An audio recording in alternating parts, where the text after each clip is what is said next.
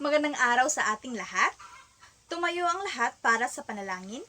At pangunahan mo, Binibining Agnes. Sa ngalan ng Ama, ng Anak, ng Espiritu Santo. Amen. Muli, magandang araw sa inyong lahat. Bago kayo umupo ay pakiayos muna ang inyong mga hanay na inyong mga upuan at pakipulot na rin ang mga kalat na nasa ilalim. Kumusta naman kayo, class? Mabuti naman at ikinagagalak kong okay lang kayo. Class monitor, meron bang lumiban sa ating tagpo ngayong araw? Wala? Mabuti naman at masaya ako na walang lumiban at sana ganito palagi upang walang maiiwan sa ating talakayan, okay? So bilang pagbabalik aral class, ano nga ba ang tinalakay natin noong nakaraang tagpo? Binibining Agnes?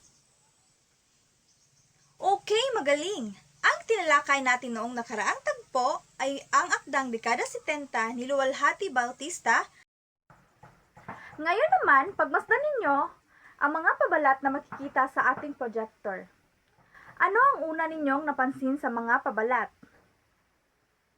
May mga kulay? Tama, may mga pamagat. Larawan. Magaling! Kung hindi pa ninyo nababasa ang kwento, ano ang masasabi ninyo base lamang sa mga pabalat? May puno ng aksyon? Tama? Tama, siguro may mga problema?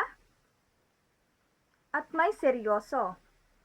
Sa tingin ninyo, mahalaga ba ang pabalat sa pag-unawa sa isang akda? At bakit?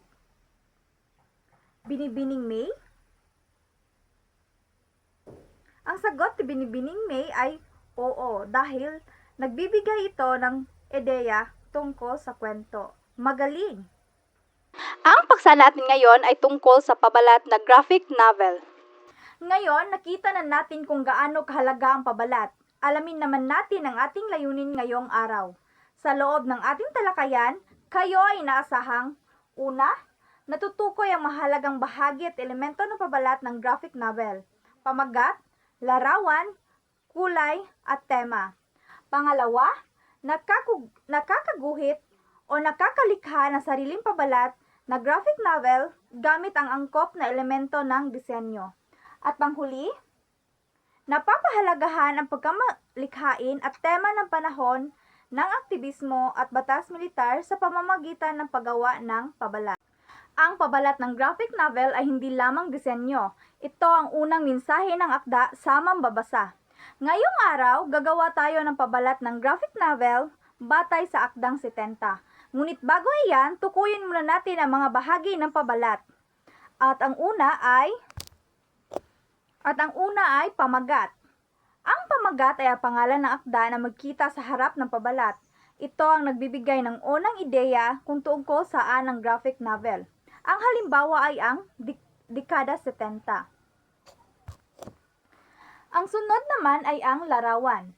Ang larawan ay ang pangunahing imahe sa pabalat na nagpapakita ng mahalagang tauhan, tagpo o ideya ng kwento.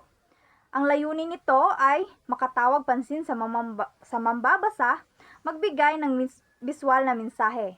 Ang halimbawa ay larawan ng pamilyang Pilipino, o anino ng sundalo, o taong may nakataas na kamao. At ang sunod ay kulay. Ang kulay ay ginagamit upang ipakita ang damdamin o mood ng kwento. Halimbawa, itim, takot at dilim. Pula, galit at pakikibaka. Ang sunod naman ay simbolo. Ang simbolo ay larawan o bagay na mas may malalim na kahulugan at kumakatawan sa isang ideya o mensahe. Layunin nitong ipakita ang tuwirang mensahe at palalimin ang kahulugan ng pabalat. Ang halimbawa nito ay nakaangat na kamao or pakikibaka o placard aktivismo.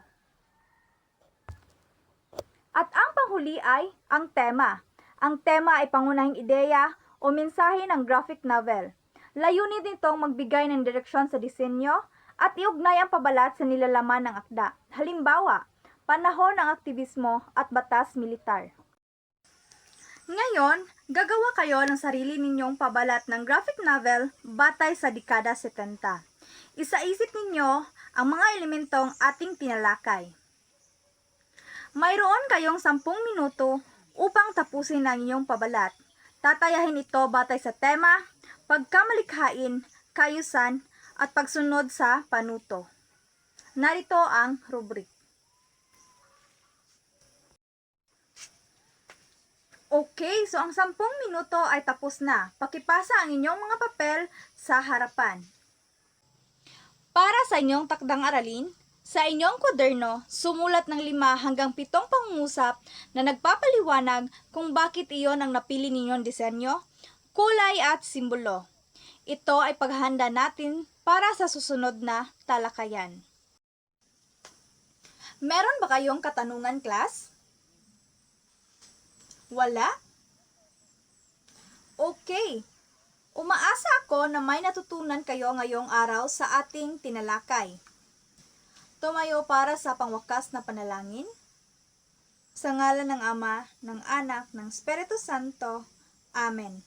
Paalam na at maraming salamat sa inyong lahat.